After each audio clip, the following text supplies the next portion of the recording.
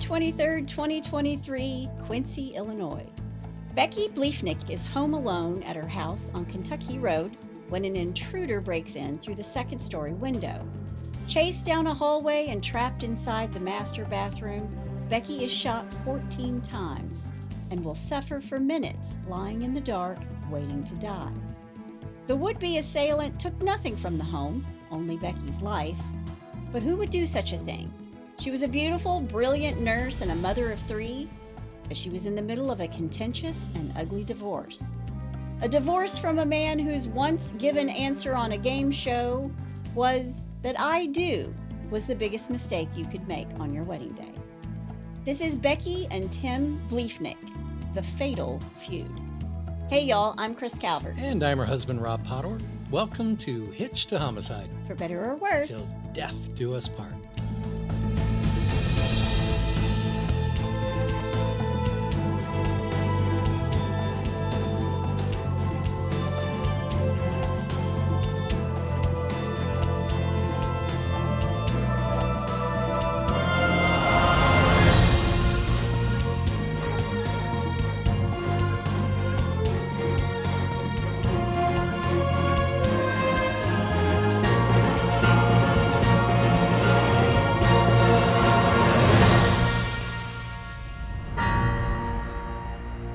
Welcome back, everybody. Yes, welcome.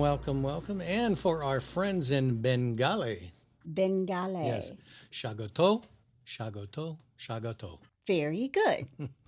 Wherever you're listening, be sure to like, rate, and review. You can subscribe wherever you listen to our podcast. Yes. And if you're watching us on YouTube today, be sure to hit that subscribe button below. Yes. And speaking of following true crime every single day, if Yeah. you want to do that, you can join the H2H In-Laws and Outlaws. That's our closed Facebook group. That's our family. It's our family. I like to post photos in there of the podcast, and others in our crew post photos of people putting red food coloring on the icicles that hang from their homes this winter. Thank you, Mary Wilson, for that one. That's funny. It's captioned, "Get yourself some red food coloring so your neighbors have more reasons not to speak with you." Genius idea. Yep, absolutely. Also new this year, 2024, we want to start highlighting some of our listeners' stories from emails and comments. Yeah. And this one was interesting and is from the H2H YouTube. And they're commenting on the story of Tony Joe and Cowboy Henry. This comes from Ruby Strickland. Quote, "I'm a Lake Charles, Louisiana native. I've grown up in this legendary story. Tony Joe is buried in the same cemetery as some of my family in the middle of Lake Charles. It's an unremarkable grave, nothing to catch your eye. She usually has flowers rather than fresher silk. I don't know if she still has family in this area or a lasting fan base. Oh, wow. We've been told of the favoritism she was shown by her jailers. However, in the end, even her admirers couldn't save her. It's a common belief here that she wasn't the trigger person. And it is said that the old courthouse is haunted by her spirit." Oh. We did talk a little bit about that. Yeah.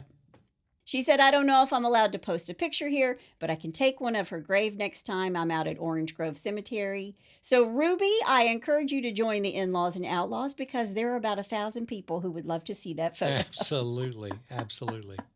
But we do appreciate all your comments and emails. Yes. Well, this case is really fresh. Okay. The crime, the trial, it all happened in 2023.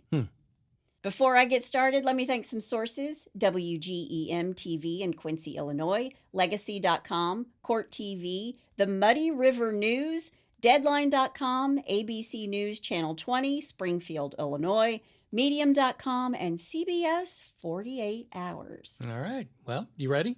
I am. Let's do it. Rebecca Bernadette Postal Bliefnick. Wow. She goes by Becky. I'm glad she does. Jeez. Well, Postal is her maiden name. Okay. Becky Bliefnick. She was born on November 19th, 1981 in Quincy, Illinois, which is a little town north of St. Louis and west of Springfield, sitting on the western border of the state where Iowa and Missouri meet. Huh. It's known as the Gem City, and in the 19th century, it was a transportation hub where riverboats and railways met. Nice. Becky is the daughter of Bernadette, Bernie, and Bill Postal. Okay. She has a sister, Sarah.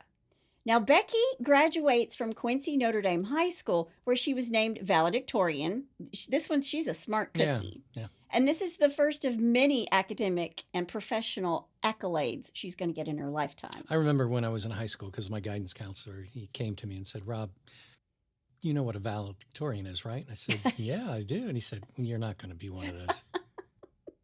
You're talented in other ways, honey. Sorry.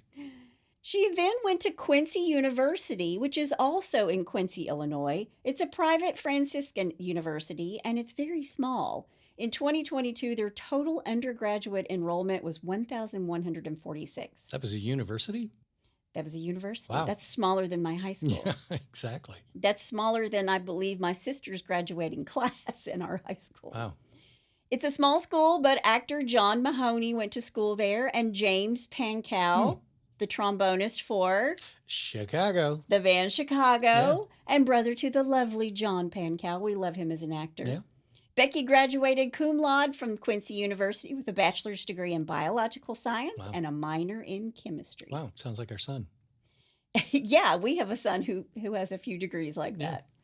Right out of college, she took a job with Sanofi Aventis, which is a pharmaceutical company, and she's a top performing sales rep there. Now, while Becky is in school at Quincy, she meets Tim Bliefnick. Tim was a football player and a college athlete at Quincy. Tim is born on April 26, 1983 in Decatur, Illinois, and is the son of Ray and Amy Bliefnick. His father, Ray, at one point worked in sales. His mother, Amy, worked at St. Teresa High School, but she also seemed to make a run for the state Senate seat. Oh, wow. When I did digging through all the microfilm to find out things about their families, I did see an article about that. Gotcha. He has two brothers, Ted and Tom. So 3 boys, Ted, Tom, and Tim. Which is easy if you're a mom to run through all the names. Yeah, exactly. Because you always repeat. Yeah. Yeah, you go through everybody. Everybody in our house, I went through everybody, even the dogs. Even the dogs, Till I got to the right person. I had trouble even tracking that much down because a lot of my research, and a lot of other research hounds like myself have said that the internet has been scrubbed of a lot of information about this family. Oh, really? Yes. He grew up in Decatur, Illinois, and went to school at St. Teresa's, where he was a star all-county linebacker for the Bulldogs. And while he's there, he's the senior scholar athlete. He wins that award. Wow. He also played basketball. And when he goes to Quincy University, he will play football, where he's listed as a criminal justice major. Oh, wow. Which is a little ironic. Yeah. The point I'm trying to make is that this family is very well known. They're very involved in their community, from sports to politics, civic organizations. Tim basically grew up in a prominent and accomplished family. Gotcha. Becky and Tim knew each other at Quincy University, but they didn't start dating until after they were both out of school. And when they did start dating, they fell in love and got married on September 18th, 2009. Tim was also in sales, and for the first 5 years of their marriage, it was wonderful. Everybody that they spoke to said that this marriage was wonderful in the beginning. They had 2 little boys, and Becky quit work to stay at home with the boys. Okay. But she did have a dream of working hands-on in the medical field. Okay. So after she leaves pharmaceutical sales and stays home with her kids, she wanted to go back to school eventually. She just had that little hankering. She had that calling. Sure. And she wanted to go back to school to get her nursing degree. Well, when you're an achiever, I mean, you don't want to just Yeah, she's stagnant. a world beater. Yeah, she really is. Yeah. And I believe this was the beginning of the end for them. They had these 2 small children. Becky's going back to school, and according to Becky's friends and family, Tim didn't do much to help around the house or to help with the children. And according to Becky's sister Sarah, Tim became manipulative and controlling. Their marriage wasn't a partnership, and when Becky was deep into her nursing degree, she got pregnant. But she carried on, taking care of basically everything around the house and for these 2 boys while she's going to school and pregnant. Wow. She gives birth to their 3rd son during spring break of nursing school And I read that she only missed 1 day of class after having this baby. Wow. Becky graduated summa cum laude from Blessing Riemann College of Nursing and Health Sciences, and she received the Faculty Outstanding Senior Award. Before I said achiever, it sounds like she's an overachiever. Yeah, she's a Wonder Woman. She's a Wonder Woman. World beater. I always love using that term. She's a world beater. She worked as a travel nurse during the COVID pandemic and was nominated for the International Daisy Award, which honors exceptional care by extraordinary nurses. Wow. She was a certified trauma nurse and a sexual assault nurse examiner. God love her heart. Yeah. In 2023, she was working at Blessing Hospital and was still going to school because she's now working toward her nurse practitioner certification. Wow. She volunteered in town at her boys' school. She even worked with the animal rescue group in town. She loved her 3 boys more than anything in the world, and she was very strong in her Catholic faith. Gotcha. I also read that she had a contagious laugh, and for her boys' upcoming school Olympics, Rob's going to love this. Uh-oh. She had this idea that they would have an obstacle course that ended with a whoopee cushion to stop the timer. And we know that all little boys love fart sounds. That's my kind of game. Whoopee cushions. I knew you'd love that. But as Becky's professional life is blooming, her marriage is wilting. According to Becky's friends and family, Tim was controlling and mentally abusive. And if Becky wanted to go and be all these amazing things in the world, she'd better be doing it all at home too. Jeez. In 2020, Tim, his 2 brothers, and his mom and dad were contestants on Family Feud with Steve Harvey. Oh, wow. It's a show that Rob and I love to watch sometimes. Yep. Mostly we like to watch Jeopardy and Wheel of Fortune because we're those old people now. We have our dinner, we sit in front of the TV, and we watch Wheel of Don't Fortune. tell all of our secrets. It's fun. Rob is usually better at Wheel than I am. But I'd say I beat him at Jeopardy. Oh, yeah, because I'm an idiot. You're not an idiot. But I am filled with all kinds of information. She really is. She's random information. I'm good at that. Yeah, I keep telling her she should audition for No, Jeopardy. I would never audition for Jeopardy. No. But during their appearance on Family Feud, one of the questions asked by Steve Harvey was, after surveying 100 men, what was the biggest mistake you made at your wedding? And when they get to Tim, he answered, what's the biggest mistake you made at your wedding? Honey, I love you, but said I do. Not my mistake. Not my mistake. I love my wife. After prefacing it by saying, I love you, honey, and this is not me, his answer was, quote, saying I do, end quote. Yeah, I don't care if that wasn't directed toward her. That's going to get you in a whole heap of trouble. Well, it was on the board. Oh. But damn, son, yeah. That's called foreshadowing. Yeah, I would have fallen on the saber on that one and come up with some stupid answer. There is a funny clip of 2 men, and they're just shaking their heads, neither one of them. It was something about your wife. Which of the 7 dwarfs describes your wife in bed?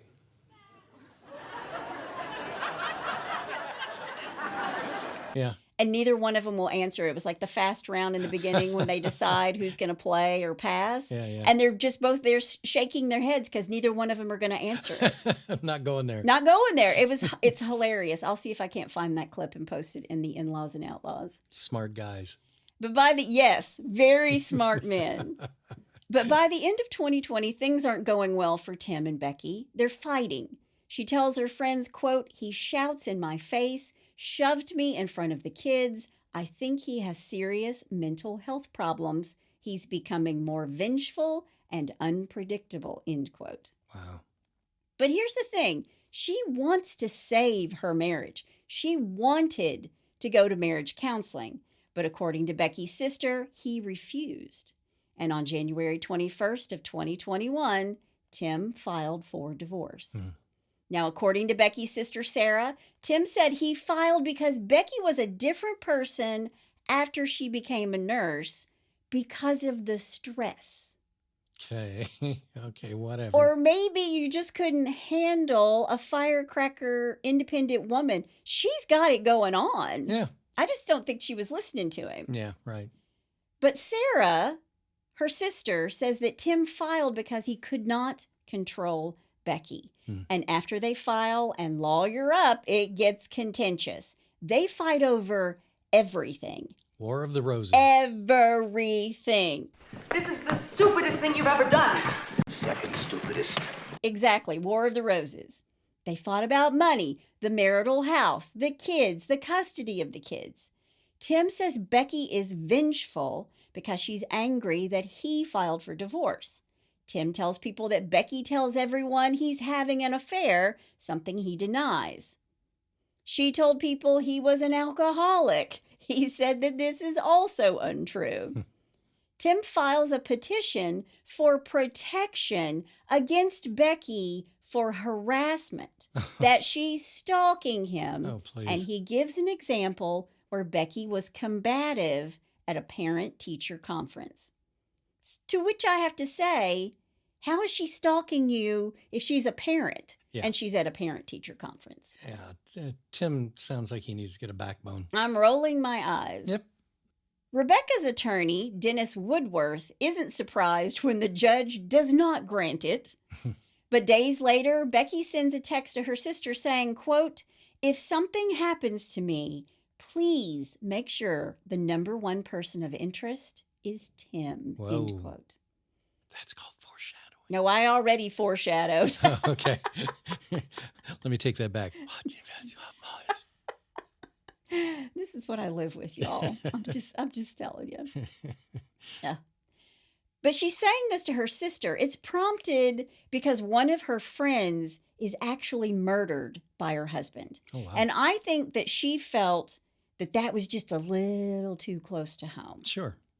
And here's what Tim wants, by the way. He wants the house. He wants custody, 60-40 for him.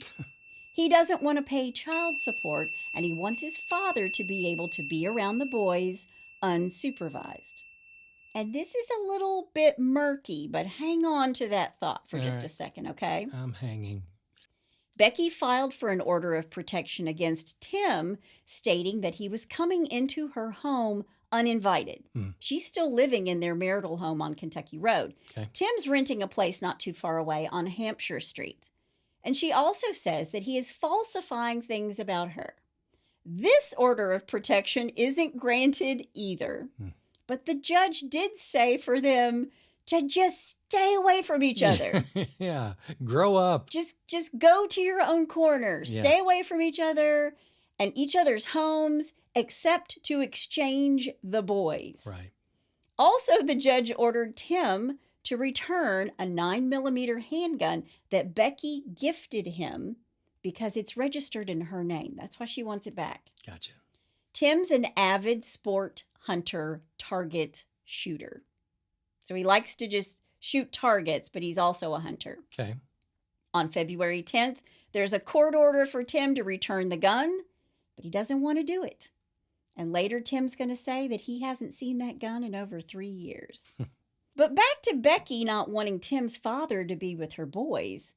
I can tell you that according to CBS's 48 Hours, there were court documents about Tim's father, Ray, which at that point were public record. But you can't find those public records anywhere online right now. I did read in one source, and it was reported on CBS's 48 Hours, that Tim's father, Ray, had a, quote, history of perversion around children. Oh, end my quote. gosh. I'm just going to leave that there. Wow. On May 9th, Becky's friend Nicole Bateman is texting with her, and Becky says, quote, "He told me if I outed his dad that he," meaning Ray, "would probably have to move, then kill himself. Wow. I absolutely think he will try to take the kids sometime," end quote. Man. And if Ray's been accused of being inappropriate with minors, I'm not saying that that was what happened, but if that was the case, I wouldn't want my children around him either, No. even with supervision, which course. is what they have right now. Right. On June 4th, Becky and her former coworker, Becky Spots, another Becky, these two are chatting on Facebook via DMs. Becky will later say that Becky didn't want Tim's father to have unsupervised contact with her children ever. She actually feared that he would run off with her children. So she's told more than one of her friends this. And Becky also tells her friend that Tim has, quote, mental health problems, end quote. Right. Then in October of 2021, Tim's cell phone is factory reset, erasing anything and everything on it. By November of 2021, Becky is now represented by Gerald Timmerwilk, and he goes to Tim's attorney, Casey Schnack, and says, look it. Becky and her former attorney have asked for this 9mm handgun, so turn it over. He does not. By this time, with Becky and Tim hurling accusations at each other, the judge in the case appoints attorney Rick Zimmerman as guardian ad litem. What's ad litem? A guardian ad litem, or GAL, is an attorney appointed by the court to represent a child involved in a legal matter, and they advocate for that child or the children's best interest. Gotcha. And a GAL has every right and power of an ordinary attorney in a family law case, including conducting discovery and presenting evidence. Okay. It literally translates as a guardian for the purposes of the legal action only. Got it. So how horrible does it have to be that she has an attorney, he has an attorney, and the judge feels like the kids need an attorney so that their voice is not lost in the middle of all of that? Yeah, this is more like World War III of the Roses. It really is. Then on December 16th, 2021, Becky files for an ordinance of protection against Tim's father, Ray. But with the guardian ad litem looking out for the boy's best interest, it was unclear to me from all the sources I read if it was actually granted or not. But it's a lot of fighting between these two. And by March of 2022, Becky is still talking to her gal pals about how horrible Tim is. Quote, if he doesn't get his way, he may literally lose his mind, end quote. Wow. By August, there's a court order that details how the exchange of children must be made. Good Lord. They have to have a judge rule on how they exchange the kids. Wow. Tim and Rebecca must stay within 3 feet of their cars when exchanging children. Good grief. Yeah.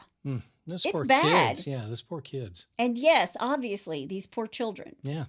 Also, they use recycled grocery bags, in particular Aldi bags, to cart the kids' clothes back and forth between the two of them. And how old are the kids at this point? They are, I think, 10, 8, and a baby. Yeah, I mean, 10 and 8, especially the 10-year-old, it's got to mess him up. Oh, this would mess up any child. Yeah. Yeah. Wow. On October 10th, a John Smith Facebook account makes inquiries about a blue 26-inch Schwinn mountain bike for sale on Facebook Marketplace. Okay. Interesting thing about this mountain bike is it doesn't have reflector plates on the wheels. Okay. The man who's selling it is Michael Blazing. 2 days later, on October 12th, Tim inquires via Facebook to Amy Webster about a black mongoose bike for sale. He ends up buying the blue 26-inch bike. Okay. Now, by January 5th of 2023, Becky runs into a friend of hers, Melissa Young at TJ Maxx. Melissa says that Becky looked mentally and physically exhausted. I'm sure. They chatted about Becky's divorce, and she said that she felt like Tim could snap at any moment.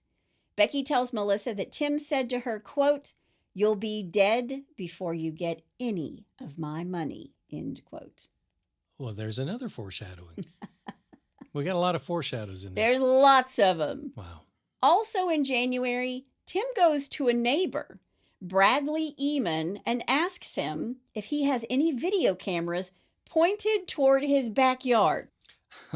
Paranoid much, Tim? Yeah. Then on February 10th, 2023, Tim calls the Quincy Police Department. He asks them if they will return the 9mm handgun to Becky because he didn't want to give it to her face to face. And they say, look it, pal, You need to put your big boy panties on Yeah. and take the gun to your wife. Right. They didn't say that, but they were like, we're not doing it for you. You have to do this. That was the translation. That was the translation. Yes, yes. Now, by this time, Becky has started dating again. It's been 2 years since Tim filed for divorce. Sure. And on February 13th, Ted Johnson, the man Becky's been seeing, comes to her house on Kentucky Road around 11:45 p.m. Ted stays the night. At this point, the divorce trial is just a week away. Then on February 14th, Valentine's Day at midnight, Tim's Whoop armband loses its Wi-Fi or cell connection and his phone is locked. So if you don't know what a Whoop is, it's a wristband that you wear, kind of looks like a watch, but without a face. Right. Physical exertion, sleep load, sleep quality, general health, and your body's ability to bounce back from all of those things. Gotcha. So it measures the physical and mental demands on your body. Can you tell I went to their website? That's what a Whoop does. If I had one, it would just register laughing. And Tim, the old ex-athlete that he is, he wears one of these. Sure. And this device connects to Wi-Fi or cellular technology. Then from 12 midnight until 1 a.m., video surveillance sees a bicycle rider going past the Quincy bus barn, like where the school buses are, and then past a residence at 224 South 20th Street, and then back again.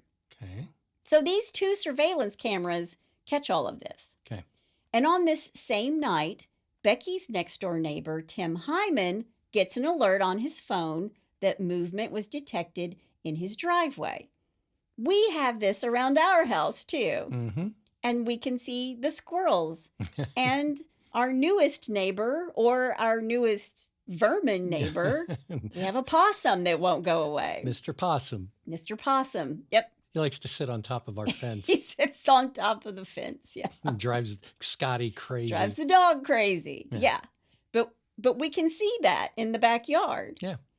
And he and his wife look at this footage right then and there in real time, which you can do, Right. and see a man in a hoodie walking up and down the driveway.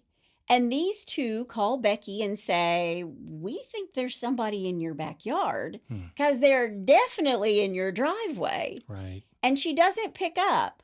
But the next day she tells them that night she thought she heard voices, and she tells her neighbors that she's afraid no matter what or where she is. Wow. At 1:10 a.m. on the 14th, when this stranger is in the driveway, between 1:10 and 1:30 a.m., Tim's laptop, which is password protected, his search history shows searches for, quote, license plate lookup, title and registration lookup, VIN check lookup, vehicle records. The plate number he's keying in over and over again is Ted Johnson's, Yeah. Becky's boyfriend. Of course. Now, after his Whoop reconnects to Wi-Fi, at 1:32 a.m., a phone call is made from Tim's phone to the Missouri Department of Revenue, the people who handle vehicle registrations. And I don't know who he thought he was going to get on the phone at 1 a.m. Yeah. I always feel like I can barely get anybody on the phone at the DMV during working hours. Exactly. Yeah, it's a government office. Yeah. So maybe he left a message. I don't know. But it did record that he picked up his phone and called this number. Now, by this time, it's February 15th. The divorce is set to go to trial on March 3rd, 2023. Okay. And from February 16th to February 20th, there's no bicyclist captured on the home security cameras and the camera at the Quincy bus lot. Then on February 19th and 20th, Becky stays with a friend of hers who's about to have abdominal surgery.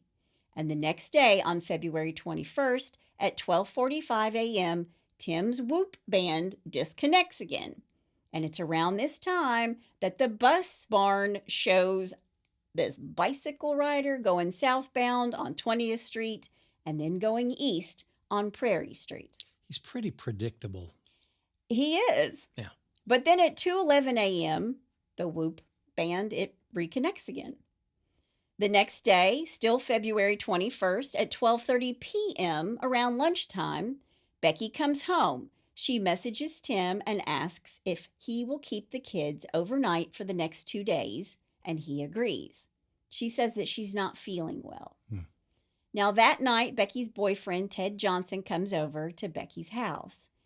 And that night past midnight, and on February 22nd at 12:42 a.m., Tim's whoop band disconnects and his phone locks. Now, when I read all this information, they talk about his phone locking, and I'm assuming that he's putting his phone in airplane mode. Right. Yeah. At 2:19 a.m., his whoop armband reconnects again.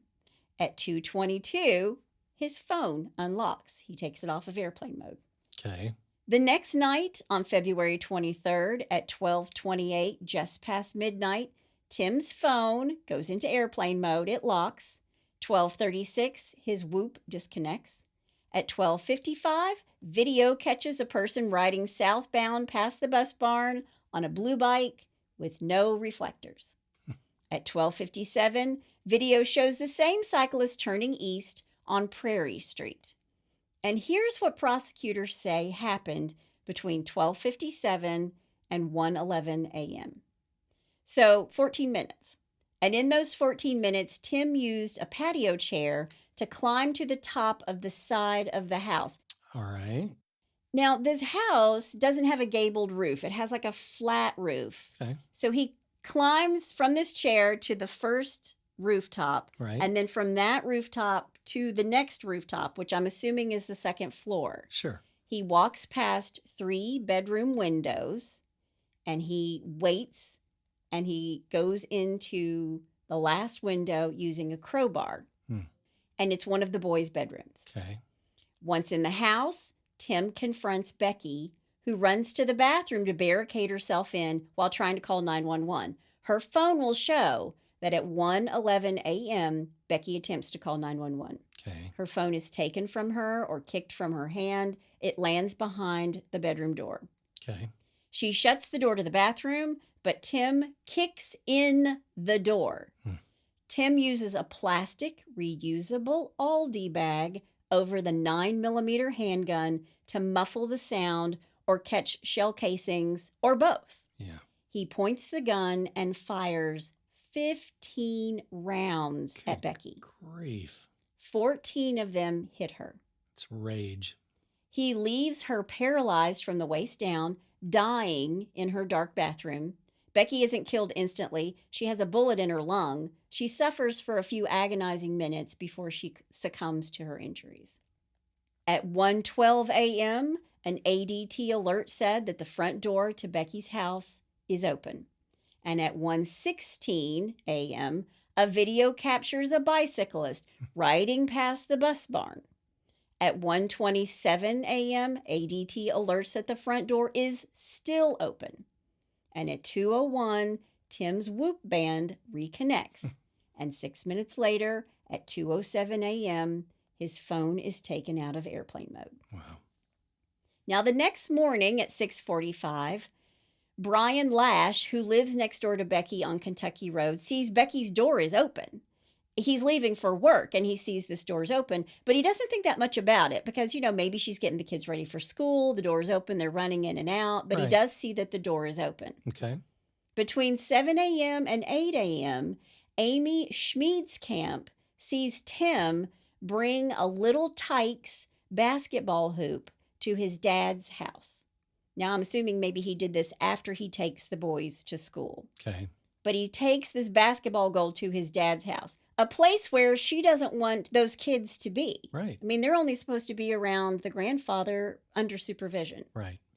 Then at 11:51 a.m., Tim calls St. Peter's School, where the boys attend, and tells them do not allow the 3 boys to walk home to Becky's house after school.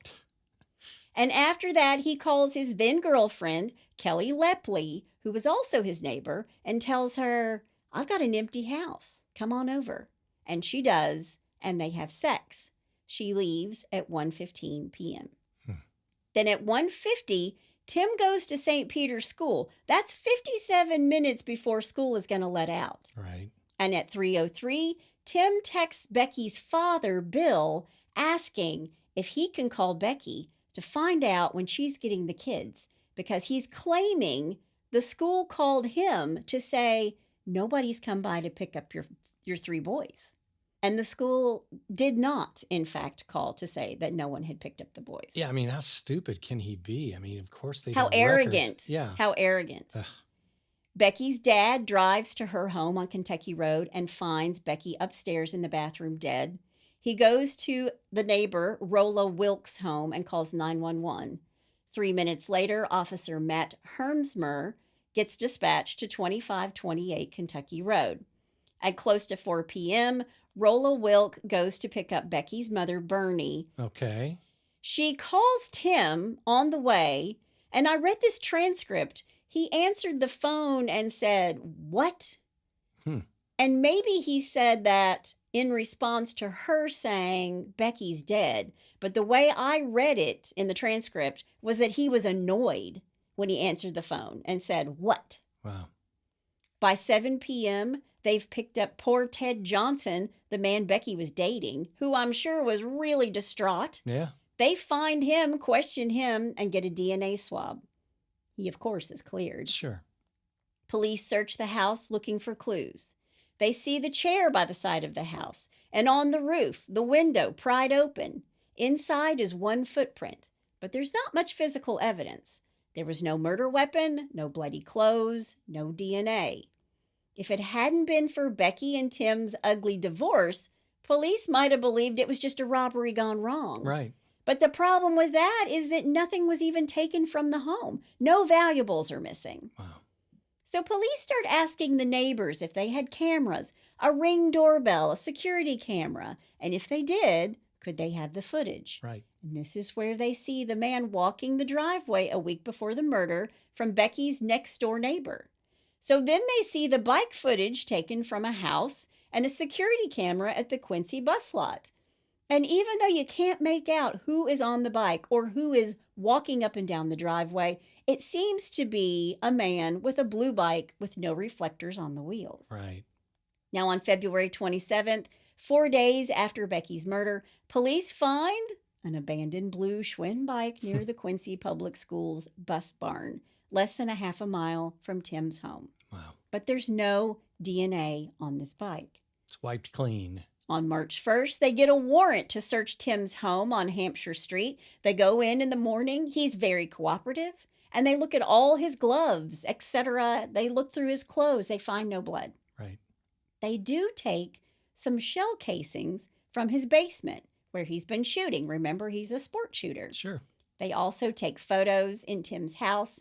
And what they see are stacks of Aldi bags. Uh-oh. Yeah, and I just want to pause for a moment because if you don't know Aldi, you have to bring your own bag or buy one when you're there. So you keep them, you recycle them, and bring them back with you. Sure. But under Becky's fingernails, they have DNA. The problem is it could belong to Tim, but it could also belong to their sons. Gotcha.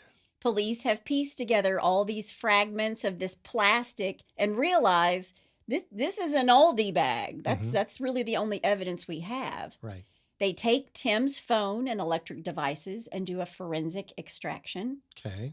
And even though there's no physical evidence yet, they can see where Tim's turned his phone off and on. Right. And the same thing with this whoop thing, the same deal. Sure. So they search his home on March 1st. And when they do that morning, they see that Tim is wearing this whoop thing. So he can't say, "Oh, I don't even use that. I don't wear it, whatever." Right. They're like, we're taking that. Right. You wear that every day. So because the footage of the bikes match up with the times Tim has his electronic devices turned off, it's enough to arrest him. And they do just that on March 13th at 8 a.m. Okay. Tim is arrested on Kentucky Road and charged with 2 counts of first-degree murder and 1 count of home invasion. On March 14th, Tim makes his first court appearance, and he is denied bail.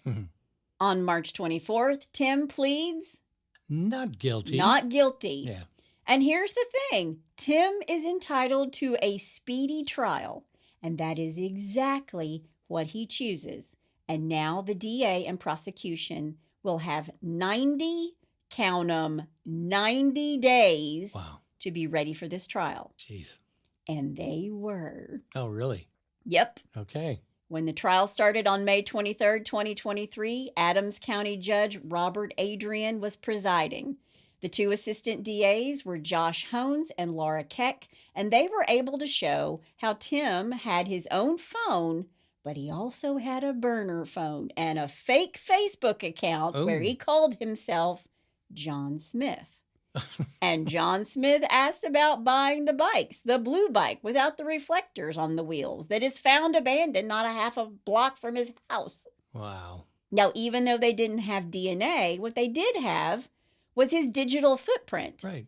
and the bike footage. Not just from the night of the murder, but from the night that Becky's new boyfriend's car is searched on Tim's phone. So they go through the surveillance video in the early morning hours of February 14th, February 21st, the 22nd, and 23rd. And even though they can't make out a face, or even if it's a male or female, these biking excursions match up with the timeline so perfectly that Tim is turning off his phone and his fitness band. The fitness band that the police see him wearing when they search his house on March 1st. Sure. But the kicker for me is that on top of Becky telling everyone that she was afraid of him, that she thought he was dangerous, that Tim's family, his father, someone would be exposed in some way during the divorce trial, even though they found searches on his phone for how to open a door with a crowbar, how to make a homemade silencer, how to clean gunpowder off your hands, and the fact that the prosecution shows how Tim is taking a bit of a victory lap the day after he murders her because he takes the basketball hoop over to his parents' house, Right. a place where there's going to be a knockdown, drag-out fight in the courtroom over Becky allowing her boys to be with Tim's dad. Sure. And before he goes to school and waits, and remember, he called and said, don't let them walk home from school. Yeah. And I think he did that because he knows the front door's open and he doesn't want his boys to see what he did to their mother. Of course. But also during all this time, he has a romp in the sack with his new girlfriend just hours after murdering his estranged wife. Unbelievable. There is so much circumstantial evidence. There's no DNA or eyewitnesses, just motive and speculation. That is, until that 9mm handgun shell casings left behind at the crime scene are looked at and compared to the 9mm shell casings in the basement of Tim's house. Dun, dun, dun. There were 9 shell casings left behind at the crime scene that night. There are many more shell casings left in the floor of Tim's basement. Okay. And 27 casings in the basement were a match. Wow. But the gun Becky wanted back that was in her name, Yeah. the gun Tim wanted police to get to her instead of giving it to him himself, Right. that's nowhere to be found. Okay. And if you understand ballistics, each gun leaves a signature on the casing. They all have their own fingerprint. They all have their own unique fingerprint. Yep. And there were 9 left behind, which matched 27 from his house. Now, he had more than 27 there that they collected, and those did not match, which means he had his own 9mm gun somewhere, or a gun that was shooting that same ammunition. Right. 50 witnesses testified in the trial, and almost 200 pieces of evidence were presented by the prosecution. Wow. The defense called No one. 0 witnesses. Yeah. It took the jury 4 hours to come to their verdict, guilty. The victim impact statements were brutal. I'm sure. Becky's mom, Bernadette Bernie, said, quote, "You replaced their mother's love with emotional scars and trauma," end quote. Sarah's husband and Becky's brother-in-law asked him if he took into account the effects his actions would have on their 3 sons. And I'm not going to use their names because there's no reason to. Sure. Only their initials. But Tim's brother-in-law said, quote, "Did you think about 12-year-old D as you broke through his window? Did you think about 10-year-old G as you charged down his hallway, chasing his defenseless mommy en route to slaughter his entire world?" End quote. Jeez. The DA wasn't pulling any punches either. When he spoke to the jury, he said, quote, "I ask this court to show the same mercy he showed Becky when he left her alone on that cold bathroom floor paralyzed from the waist down, unable to breathe because he had lodged a bullet in her lung. Wow. Before sentencing, Tim's attorney, Casey Schnack, asked the judge to set aside the verdict or order a new trial, arguing that Google searches made on Tim's phone and laptop that were introduced as evidence were never proven to be made by Tim. Nice try. To which the judge said they're password protected. Yeah. She also argued hearsay statements that were introduced that were, quote, impossible to cross-examine, end quote, during the trial. Yeah. Judge Adrian denied all of Casey Schnack's motions. Right. Tim had the chance to speak to the court and Becky's family and friends before the sentencing. Do you think he said anything to him? Of course not. He declined. Yeah. The judge wasn't easy on Tim either. Adams County Circuit Judge Robert Adrian admonished Tim Bliefnick while passing the sentence. He said, quote, "You researched this murder, you planned this murder, you practiced this murder, you broke into her house and shot her 1, 2, 3, 4, 5, 6, 7, 8, 9, 10, 11, 12, 13, 14 times. Wow. I don't know how long it took you to do that. Some of those shots were fired while she was lying on the ground, and you did all of that while your children were upstairs at your house, lying snug in their beds," end quote. Wow. Brutal. Yep. Tim was sentenced to 3 life sentences in August of 2023 with natural life in prison. That means there'll be no opportunity for parole, credit for any time served, or possibility of ever being released. Good. According to his attorney, Casey Schnack, Tim will be appealing the guilty verdict. Now, Tim still says he's innocent, but according to Becky's sister Sarah, Tim was the guy who never admitted that he was wrong about anything. Right. Quote, "He was never able to admit fault or even compromise in life or marriage before this happening," end quote. Wow. The boys now live with their grandparents, Becky's mom and dad. There is a GoFundMe page set up to help with raising Becky's 3 precious boys, and I will put a link to it in the show notes. Okay. But that is the story of Becky Bliefnick. That's all I have to say about that.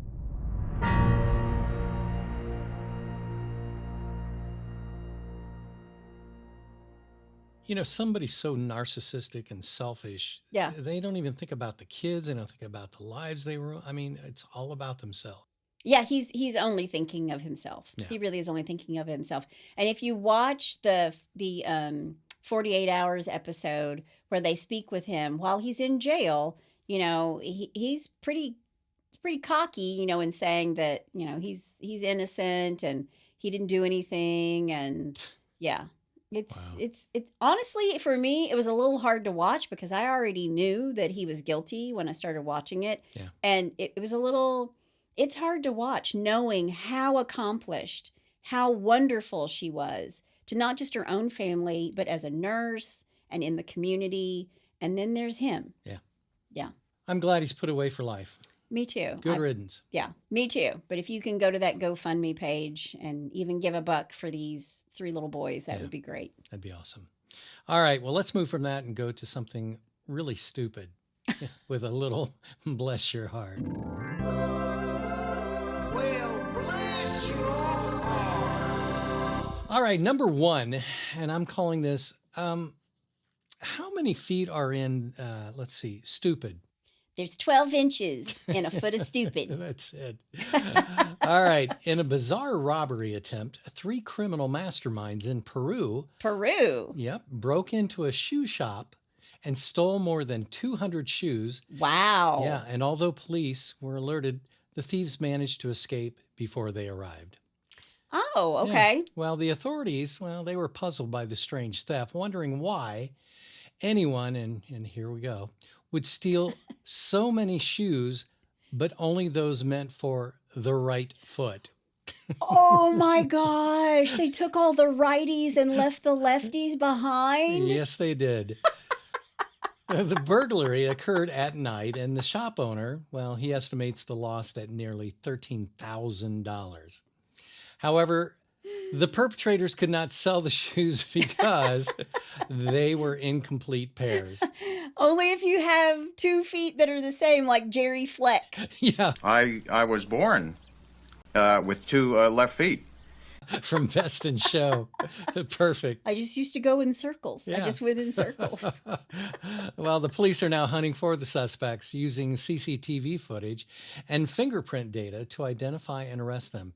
Okay. It remains unclear what motivated the thieves to steal only the right-footed shoes, but some speculate that the criminals did not plan their heist thoroughly You think? and made a significant blunder. Duh. Yeah. Yeah. Now, it gets better. Just when you think it couldn't get any dumber. CCTV footage shows the thieves breaking the padlock and collecting the shoes Yeah. on a tricycle.